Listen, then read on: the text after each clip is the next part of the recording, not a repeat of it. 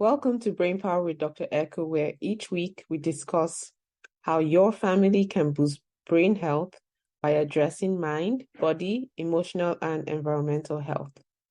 And now here's the episode. Hello, everyone. Welcome to another episode of Brain Power with Dr. Echo, where today I have another amazing guest to bring on, and we're going to have an amazing discussion today. So I'd like to introduce to you Dr. Ruan, who is the CEO of Texas Center for Lifestyle Medicine and was the host of the Reverse Brain Disorders Summit on Dr. Talk's platform. So welcome, Dr. Ruan, to the show. Hey, thanks for having me. I'm super excited to talk about what we're going to get into. Yeah, thank you for coming on. So can you please introduce yourself even further? Because that was a really brief introduction, and I know there's so much more that you do. So Yeah. So at Texas Center for Lifestyle Medicine, we create programs for people who really want to discover the root cause of disease in groups and individual programs. And a big part of what we do is collaborative medicine, which means we want to collaborate with other people and other healthcare professionals on discovering root causes. In fact, that's where I'm coming on with you today. And also get it out there, right? I think it's important to share the data. And also, like, I'm always learning. And I mean, the last 3 years, I've really learned a lot, especially about brain health, ADD, ADHD, and et cetera, that I really want to share and bring to the world. wonderful. And I've been a recipient of your wonderful knowledge that you're gaining. So I am thankful for you as well. So let's dive into it. Today, we're going to be talking about the connection between the airway and ADHD, ADD, specifically in adolescents. So, Dr. Ruan, would you like to tell us what that connection is? Yeah, look, I kind of coined this term, the skull-brain connection, and it's sort of a new concept that is not new, meaning that it was kind of lost. It was kind of lost ever since we really got into modernized medicine, but we really have to talk about the concept of brain health. So let me just kind of bring this into existence real quick. And the way I view disease is not like disease. The way I view disease is that whatever's happening is a compensation of something else. We're always compensating for something else. In order for us to survive, that compensation mechanism has to kick in, and that creates disease. Right. And that also creates disorder. And when we think about attention deficit disorder, activity disorder, we're looking at why is the brain compensating and what's it compensating for? And so and in fact, the answer is quite simple.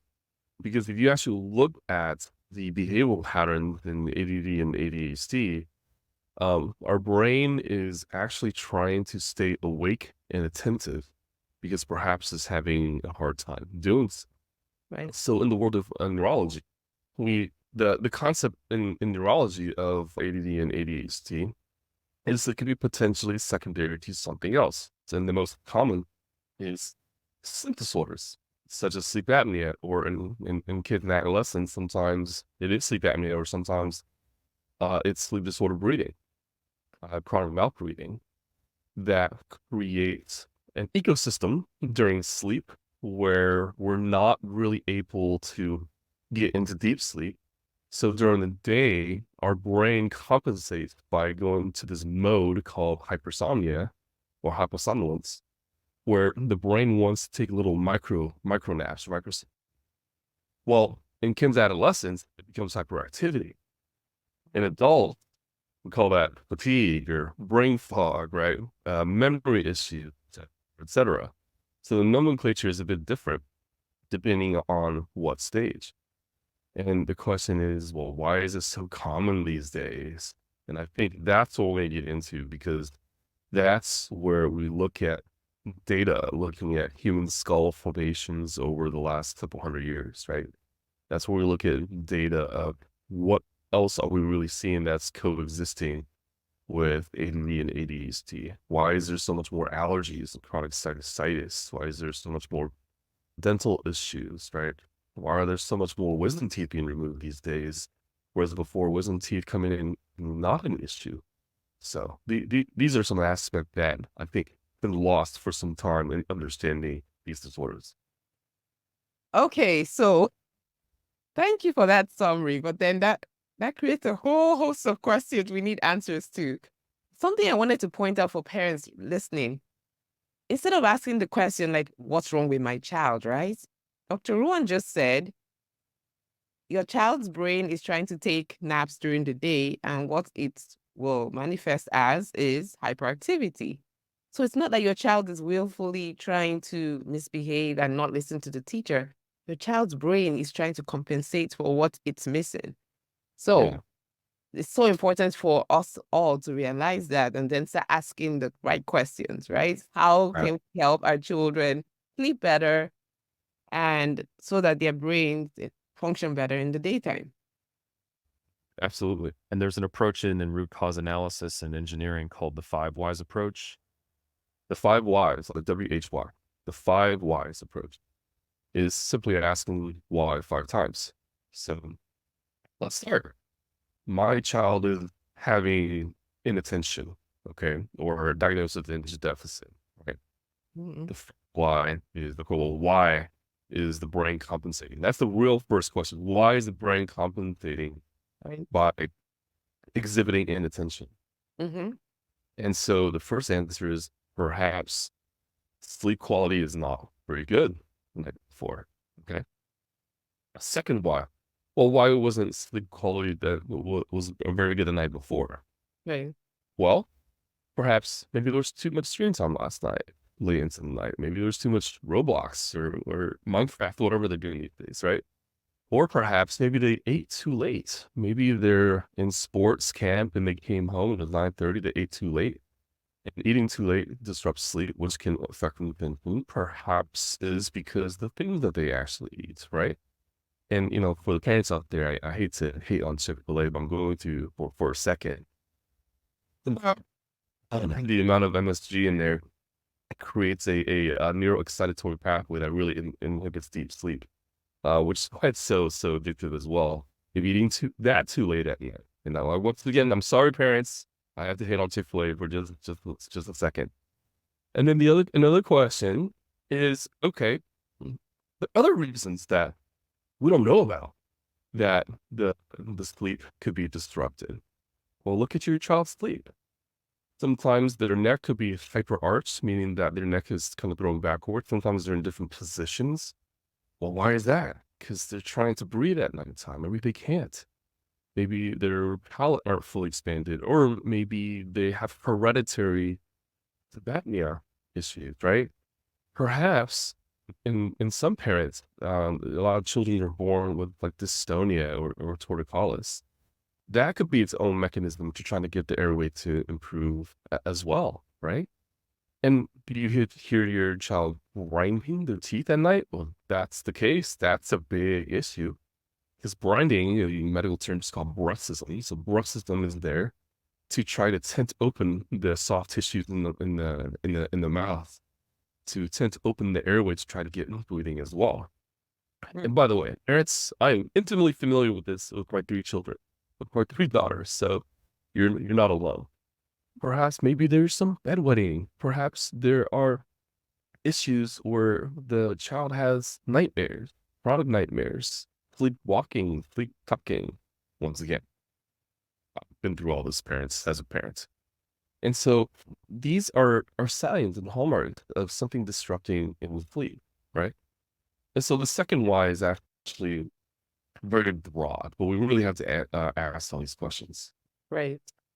And so let's say, for example, that we know there's something that's causing the child or the adolescent not to sleep very well. There's a third why. So let's play this game first. Example. Let's say the second why is too much screen time. Okay. How many parents experience kids with too much screen time? Pretty much all of us, right? Right. Well, why does the child even want to have so much screen time in the nighttime? Is it because they can form relationships online? Is it because X, Y, and Z? Well, maybe. Or perhaps the hyperstimulation of pixelated light from the screen feeds the child's dopamine pathways, the addictive pathways in the brain that gets hyper-accentuated because the night before they also didn't sleep very well either. Okay?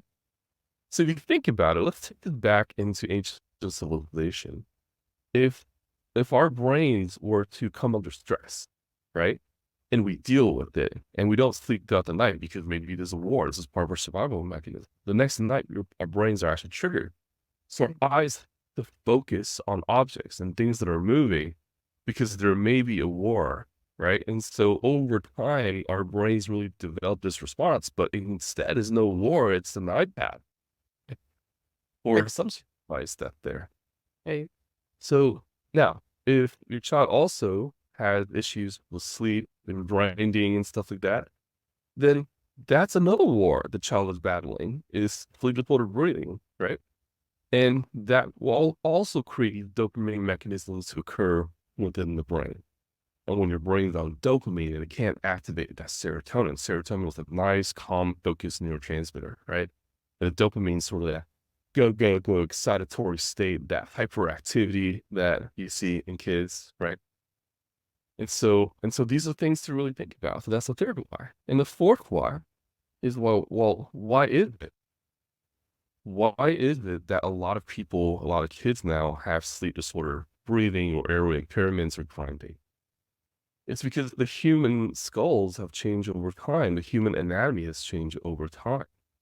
So, we're in the 8th generation of humans right now that started from industrialized world, and our accessibility to softer foods and more processed foods are more and more and more. And epigenetically speaking, meaning that things that surround the human nature in terms of genetics, we're transferring a smaller jaw. We're transferring these smaller palates as well.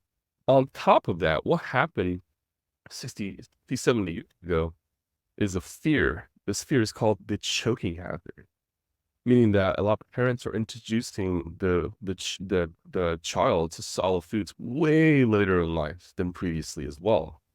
So there's not much chance for the palate to really fully expand and grow and develop, which is why there's not enough real estate for the teeth to really grow in the maxilla and the mandible, the top part of the jaw and the bottom part. And therefore, there's crowding, there's overlapping, there's something called crossbite, right? And potentially overbite and some underbites as well could be causing an issue where the brain is sensing that the teeth don't quite fully merge and meet together. Right. All right. And then here comes the fifth why. The fifth why was like, okay, well, now that we know that the brain are changing because the skull shape is changing, well, why would it affect attention going back into ADD? Well, very simply put, so we have an amazing amount of neural networks within our brain, and these neural networks go everywhere. One of them goes from the brainstem, which is the bottom part of the brain, past your jaw right here, next to TMJ, and it sends multiple branches out. And it's called a trigeminal nerve. And the trigeminal nerve sends a branch to the temples, sends a branch to the maxilla, the sinuses, but also sends branches to your teeth. Right. So there's maxillary branches of these nerves and mandibular branches of these nerves. Well, believe it or not, there's so much sensory information that these nerves are actually sensing going back to the brain, to the hypothalamus. Now, what is it sensing? It's sensing bite force. Okay. And so what happens is, well, what happens when someone makes you angry? You grit your teeth, right? Right?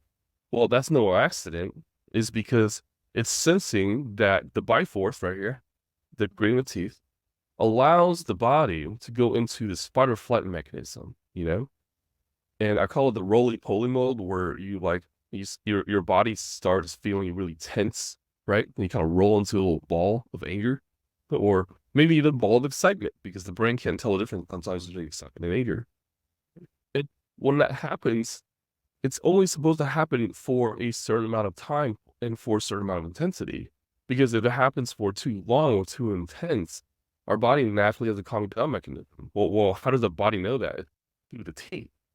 So what happens is there's this reflex in the body called the TCR, the trigeminal cardiac reflex, where these branches to the teeth of the trigeminal nerve okay, goes to the brain and says, hey, we can either be calm or not be calm.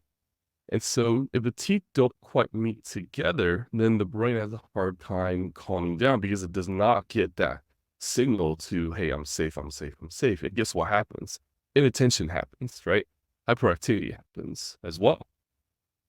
So the parents listening to this, now we have a lot of teenagers like within our practice that a lot of times we ask the parents, well, when do a lot of these behavior issues starts? And it usually starts when there's sort of a need for like orthodontic work. It's around like the same time, right? And that's really no accident either. Right. So taking the 5 whys approach, we now just looked at a neurological pattern that's rooted to our teeth and other parts of our skull, our sinuses, that's trying to sense, to give our brain a sense of calm.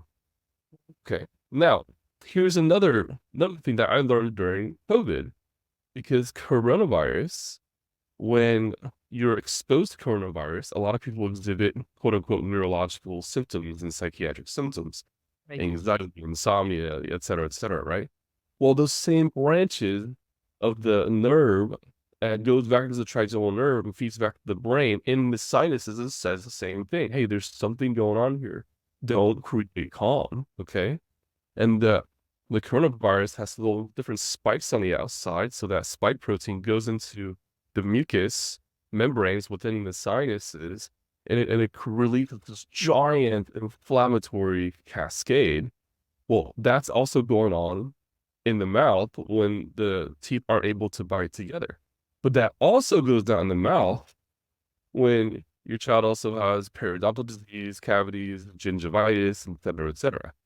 So our sinus and our oral health is extraordinarily important for the brain, right? Now, in younger people, we do call it ADD and ADHD, and older people, we call it other things, brain fog, fatigue, mild cognitive impairment, which later on leads to dementia, right? And so we really have to put the big picture together for everyone listening to this. Wow, that's amazing.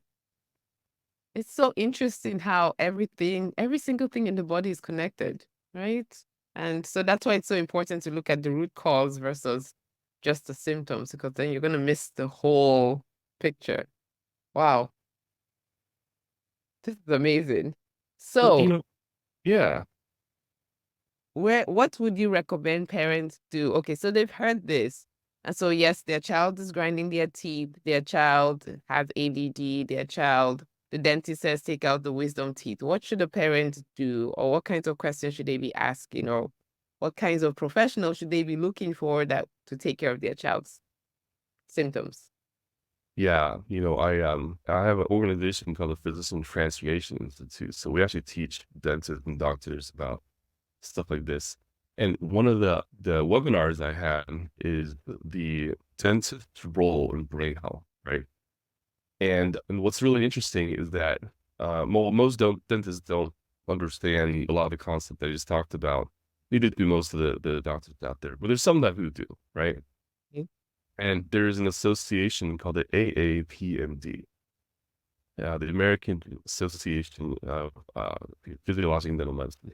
The AAPMD is an extraordinary organization where they discuss this thing. It's really the meeting between people who are responsible for oral health and dental health and everyone else, right? And there's another organizations called the SEC, the Sleep Education Consortium. It's founded by my friend, Dr. Gerald Simmons, about 20 years ago. And he is a triple board certified sleep neurologist. And in fact, people listening to this, I did an entire podcast with him. You can find it on YouTube. If you just search on YouTube, the skull brain connection, it's usually the first one that pops up between me and Dr. Simmons. We really deep dive into this. And so I think it's important to talk to healthcare professionals who kind of understand it and talk to dentists who understand this, usually through the AAPMD's organization. There are other organizations that are out there as well. There's actually tons of education on this now, really over the last 7 to 8 years, that you can actually find. And there's a great book called Breath by James Nestor. It's a bright yellow book. You want to look on Amazon. But what about the medical professionals, as you talk about, right? I think it's important to work with dentists who are trained in airway dentistry, who do treat sleep apnea, especially in pediatrics. But there's also pediatric chiropractors who actually work on improving their airway for your kids and releasing a lot of the tension that's within the neck to help the child breathe as well.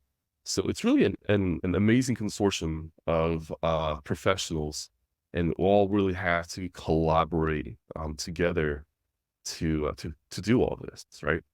And the thing is, like, we don't want to take away some of the other stuff that you can do at home, which is making sure the diet is good, making sure there's not too much processed foods, et cetera, et cetera. Those are all extraordinarily important things because they do affect your breathing and your airway. And if you think about it, a lot of times children and adolescents eat things and then they get a little snotty, right? They start having mucus come out their nose, like literally snotty, like snot come out their nose. Right. And the term snotty has the double meaning because snotty also means someone who's not behaving or aggressive or something like that, right? But where do you think it came from? It came from the fact that the sinuses become so congested that it can activate the mechanisms within the brain that create that serotonin, the calm neurotransmitter. They're dopamine dependent in the brain, and all of a sudden their behavior changes. So snotty in the nose equals snotty children sometimes, right? And snotty adults too. Right now I'm because they got sick from kids from daycare, but yeah, you don't feel good whenever your sinus is congested, and neither do children. And so if they're eating foods and eating things that can create mucus, then those are things to really pay attention to, And that's what I do with my kid. My 2-year-old is becoming really like snotty. I have a lot of mucus in the nose and is coughing a bit. Well, I go to, hey, what's going on? What did my child eat, or what do we really do? And Right. those are things to pay attention to as well, which all goes back into attention and vision depth. Right. So what are some examples of foods that parents can watch out for that cause mucus? Oh gosh, yeah. So this is a good question. So what I want people to understand when I list some of these things is that this is not universal. It's really you really have to see how people respond. I don't do a whole lot of pediatric. I do mostly adult medicine. So, but it's the same recommendation for adults as well. Is the first thing that it's the most important is processed food. I think processed food. I'm looking at you, Cheetos.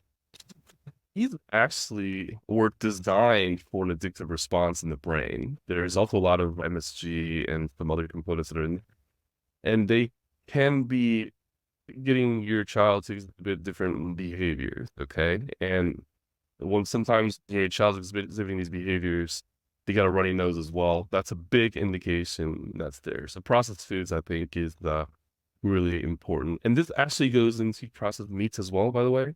So sometimes you'll notice that, let's say if the child's eating a hot dog or a sausage and they start having a big runny nose for the next couple days, right?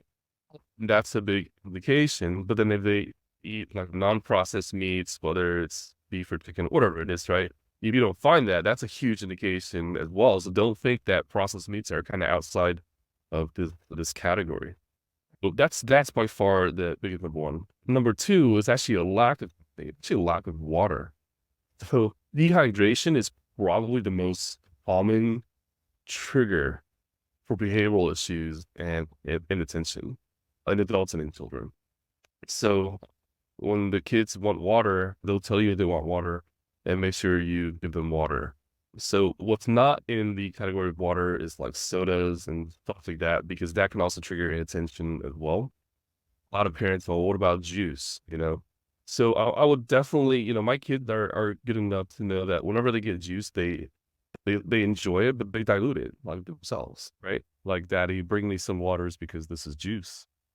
And so they've been kind of trying to do that, but they also don't like a lot of the overstimulating sweets and they're not necessarily used to it. And so you are going out there and having juice and stuff like that, which is diluted.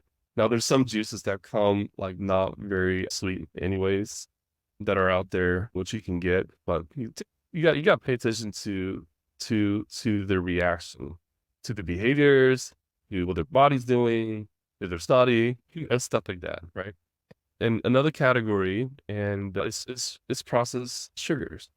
And when I say processed sugars, I mean things that are, beige in color and white and stuff like that, right? And so natural sugars, such as the things that are found in fruit, is actually quite amazing because there's polyphenols, which are basically plant-based compounds that actually do help the brain, right? And so processed sugars we want to be really aware of. And then my last category is sugar substitutes. I'm not a fan of sugar substitutes because there's huge behavioral implications in sugar substitutes as well. With the exception of natural sugar substitutes, such as stevia is okay. And I just forgot what the other one is. Monk fruit. Monk fruit is okay as well. And so these are more natural things that are out there. But a lot of the saccharides, a lot of the other major processed sugar substitutes that are chemically made have a huge detrimental effect on brain function. In fact, it actually has been shown to accentuate pain, meaning a small amount of pain stimulus that the brain can actually say, hey, this is more than what I'm used to. So that's called pain sensitization. And we also know that sugar substitutes dramatically decrease sleep quality as well. So those are some of the things to pay attention to. Yes, you're absolutely right. I had a little 4-year-old I found out was drinking chocolate milk in the middle of the night. And I told mom stop. And voila, he sleeps now. It's amazing. And his behavior improved the next day. Yeah. Well, and that's the thing about milk too, because milk is not just sugars. There's casein in there. And some people, they're not lactose intolerant, but they react to casein. Right. And there's a protein in milk called caseomorphone. It got its name from the word morphine because it has a very similar effect on the brain.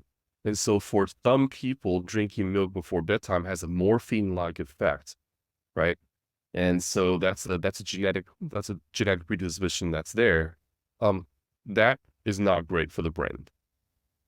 And so you don't brain to exhibit morphine-like effects prior to bed. And so if your child is really wanting like that glass of milk, that may be the actual issue.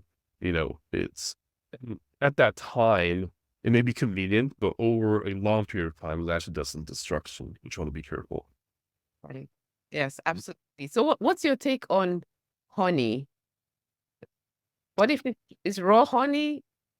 Okay. I think it depends because honey has really amazing medicinal benefits as well. It's the only thing that's in nature. You leave a jar out, it won't expire, right? Its own natural antimicrobials that actually fortifies the immune system. But you can overdo it with honey just like anything else, I think, right? So you gotta play around with it and see how your child reacts. Right. Yep. I agree. Wow. It has been so helpful even to me. I'm thinking I have a whole page of notes. Yes, and that's why we're always learning because we want to keep expanding our knowledge base so we can help parents and children be the best version of themselves. So thank you so much, Dr. Ruan, for all you've shared. Can you tell our guests or our parents listening where they can find you and find out more about, and even the professionals that will be listening to this, where they can find out about the programs that you offer? Yeah, so for the parents, I'm the CEO of Texas Center for Lifestyle Medicine. You can search for that on Google and Instagram and Facebook, etc. For me, I have my own personal social media as well. It's my name, so it's Cheng Ruan. First name is Cheng. Last name is Ruan. MD. You'll find that on all my tag handles. For those professionals listening to me, send me a message on LinkedIn. I'm the executive director of the Physician Transformation Institute, where we get doctors to think differently and be curious about things that are outside of what we were taught in school. We also raise funds for physician burnout and physician depression, which is at an all-time high right now in the history of the profession. Thank you so much for what you do. so thankful you could come on here and forward to having another one with you. Yes. Thank you so much. And, I'm going to leave one last message for the people that are listening to me today. Is it's not about being 100% perfect parents. It's really not. And I say that because my kids also eat some Chick-fil-A here and there. All right. It's not about being 100% perfect. It's about always be auditing, meaning that observe what actually happens and talk about what actually happens, right? That the more you communicate and educate your children, yourself, your significant other, the family, grandparents especially, I think that's a big one, right? The Yes. more that we talk about this in an open fashion, the better it becomes. But it's not about being that 100% perfection. So parents, give yourself some grace, because I do. Yes, me too. Absolutely. Thank you so much for that last gem that you dropped. So yes, parents, like Dr. Ruan says, nobody's perfect. There's no manual for parenthood. We just keep doing what we can every day and showing ourselves love so we can definitely love our children. So have an amazing day and thank you for listening.